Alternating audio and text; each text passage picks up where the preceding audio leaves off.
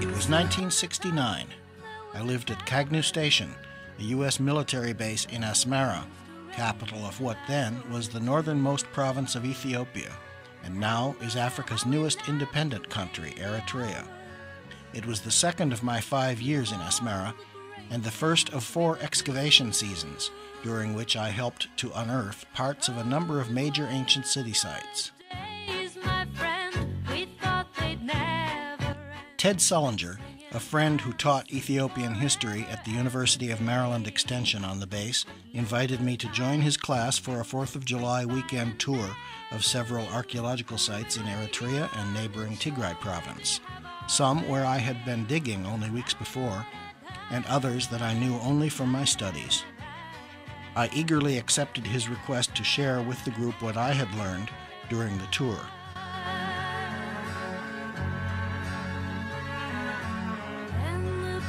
The sub-Saharan drought, which soon would become an unforgettable disaster, was at an early stage. Eritrea's freedom struggle, which eventually won independence from Ethiopia, was active but little regarded by the American community. Officially, both Ethiopia and the U.S. dismissed the liberation forces as shifta, the local term for bandit or highwayman. Halfway around the world, Apollo 11 was being readied for its historic journey to Tranquility Base.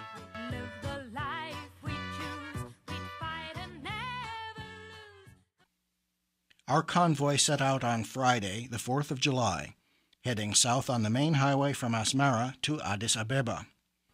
Our itinerary called for us to visit 2 important sites along this road, then turn west toward Aksum, capital of the ancient empire which evolved into Ethiopia, stop at sites along that road, and finally head back north on the 3rd leg of the triangle, returning to Asmara sometime Sunday evening.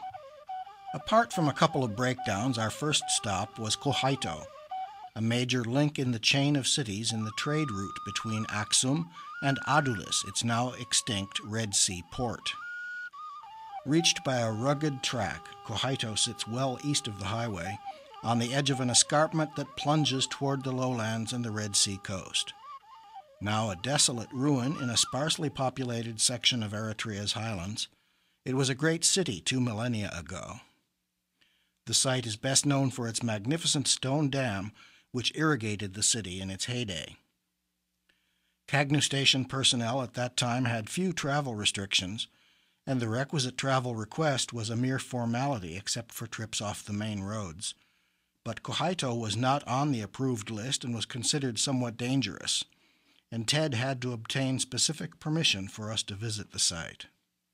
There had been no significant excavation at Qohaito, but we explored and photographed those ruins which were visible, remnants of several palaces, churches, and other buildings, massive foundation walls, the occasional stone pillar, some standing plumb-bob straight, others leaning precariously or lying fallen and shattered among the rubble from the building's collapsed upper floors, and several tombs and crypts. The dam, which remained largely intact, still provided water for local villagers' cattle. At the edge of the escarpment, we marveled at the spectacular view.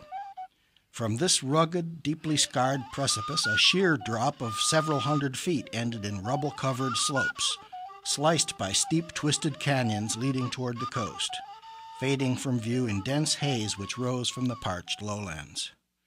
Stones dropped from the edge fell so far that we couldn't hear them strike the ground below. We broke out our refreshments from coolers in the vehicles and had a leisurely lunch near the edge of the escarpment. While we were preparing to pack up and head out for our next stop, our interpreter, a young Eritrean student who was a friend of Ted's, came and told us that some suspicious people were approaching. We were by this time surrounded by what appeared to be a small platoon of well-armed Eritrean Liberation Front troops, closing on our position. Ted quietly urged everyone to keep cool and do nothing rash. However, fearing the mythical Shifta, some ran to their vehicles and desperately hid money and jewelry in their luggage. Quickly the soldiers reached us. most armed with various antique rifles, while a few had much more modern automatic weapons. It didn't look as though they were paying us a social call. They rounded us up and moved us near the parked vehicles. Through our young interpreter, they told us to sit in the shade of the only large tree that stood anywhere nearby. Satisfied that we were all protected from the strong midday sun, their captain spoke to us through a lieutenant and our interpreter. He spoke in Tigray, the Semitic language of some lowland Eritrean peoples. His lieutenant translated into Tigrinya, the related language spoken by most Highlanders, which our interpreter converted to English. The captain introduced himself and his men as members of the ELF, showed us their flag and insignia, and asked if any of us had heard of them and what we knew about them. We all feigned ignorance, hoping to avoid further trouble. He then asked if any of us spoke Tigrinya. No one acknowledged that they did. I had just begun learning the language, but was nowhere near fluent. Next, he said that many Cagnu personnel were known to speak Arabic, and asked if any of us did. I looked around at the group, some of whom, like myself, were Arabic linguists. I was reasonably fluent, but had no idea why he wanted to identify Arabic speakers. I knew that the ELF were not Shifta, and that they were fierce enemies of the Imperial Ethiopian forces. Since the U.S. was allied with Ethiopia, and we were in country at the invitation of the imperial government, we might be considered enemies, and linguists perhaps might be seen as spies or worse. However, with youthful optimism and curiosity, and sensing no hostility, I raised my hand. Surprisingly, after a brief pause, Rudy Hansek, another member of the group, did so as well. He told me later that whatever happened, he couldn't bear to see me face it alone. Having made note of me and Rudy, the captain continued his briefing, explaining their struggle for independence from Ethiopia and what they expected to gain from winning that struggle, emphasizing that they considered us as friends and had detained us only to introduce themselves to us and make sure that we knew their side of the story. As time passed, the shaded area shifted beneath the tree, exposing some of us to the sun, and the captain would stop and have us shift so that everyone was again in the shade. Once finished with the briefing, the men were kept sitting under the tree, but the captain moved the women to one of the vehicles where he thought they would be more comfortable. Then he asked Ted, Rudy, and me to join him apart from the others, and asked if we had any weapons, which we didn't.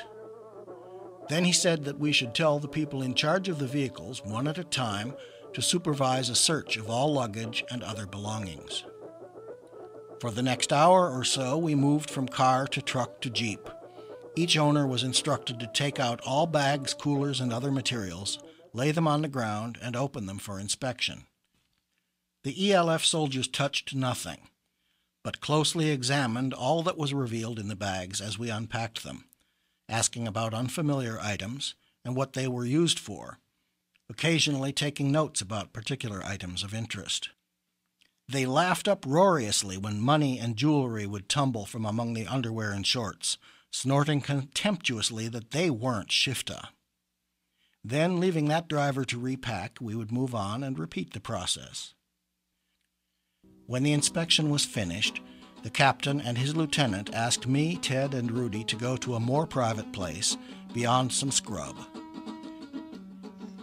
There he stated that among the belongings in the cars, 2 pairs of binoculars were seen, and asked if we would donate 1 pair to their cause. 1 pair, military issue, was obviously non-negotiable, but the owners of the other pair agreed to part with them. The lieutenant then wrote a short receipt in Tigrinya on a notebook page that had been stamped with the official seal of the ELF, stating, "Our dear brothers, on this day, having come to Qohaito, you provided us with help. To the greatest extent we give you thanks," and signed it, "From the Eritrean Liberation Front." The captain asked Ted to add an acknowledgement. Being careful to avoid any potential international complications, he simply replied, "We thank you for letting us go freely." They gave the receipt to Ted and kept a carbon copy in the notebook. We rejoined our group and then were told that we were free to go. With an apology for any discomfort or inconvenience, the ELF platoon then backed off some distance and waited while we quickly finished putting our things back in the vehicles and headed out toward the main road. We drove to San Afe, the next town on our route, and stopped for the night at the one hotel with a generator. However, by the time we got settled, the generator was shut off, leaving us in the dark. We spent that dark night in quiet reflection, grateful to have gotten off so easily. Our only losses were time in our tour schedule and one pair of binoculars. But on reflection, some of us realized that we had spent our Independence Day in the company of patriots in their own struggle for independence. To this day, I have retained a copy Ted gave me of the receipt for the binoculars, a simple, small document which reminds me vividly of an event like so many similar small events during those days some 200 years ago when our freedom was being forged. None of us could have known then that it would take them nearly 30 years and countless lives lost or devastated to achieve their goal.